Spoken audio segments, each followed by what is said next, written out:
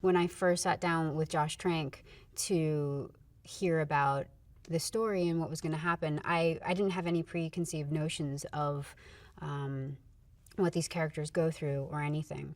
So it was sort of a really fresh way of finding out about the comics and about which story we were going to tell.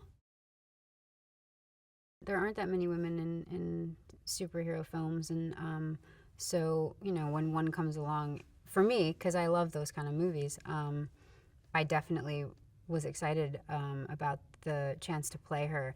I was more excited about the chance to play her after hearing, Josh's take on it, and because I'm more interested in really grounded films that are super raw and dark. I was interested in being a part of something that was very new, and it was a very different take on it, and knowing that I would be playing Sue before she had her powers, and showing the really human side of her, and then playing the aftermath of the big accident that happens that gives her her powers, and finding that sort of struggle of not wanting to have the power and then attempting to embrace it. That's an interesting thing to play as an actor. Sue Storm was adopted by Dr. Storm, and when she was young, very young, from Kosovo, and she was a very gifted child. She has this pattern recognition gift, and is just very, very, very smart, and obviously is at Baxter, and works alongside her father, and they have a very close bond. Sue's first impression of Reed is that he's just another kid who happens to be very smart, and she's impressed by that, but not that impressed because she's surrounded by people like that at Baxter, Victor being one of them as well. And so she's just sort of she's very focused on her work, and not boy crazy at all. Isn't really a typical teenager in that way. So that was kind of a nice thing to sort of be playing against whatever connection and chemistry Reed and Sue have.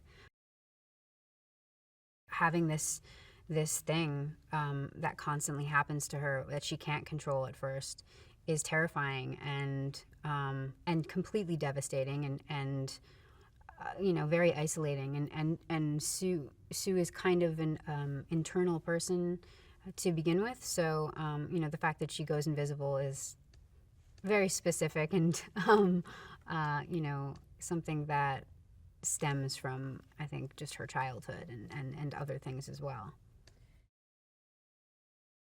Once we all realized that we are our strongest together when we were working together, as cheesy as that sounds, it's true. They all become much stronger when they can do things together. And that's another thing that you sort of learn growing up. As a kid, you just those are like growing pains. It's throughout the film we sort of grow. We're forced to grow anyway through this accident. The film will be very different than what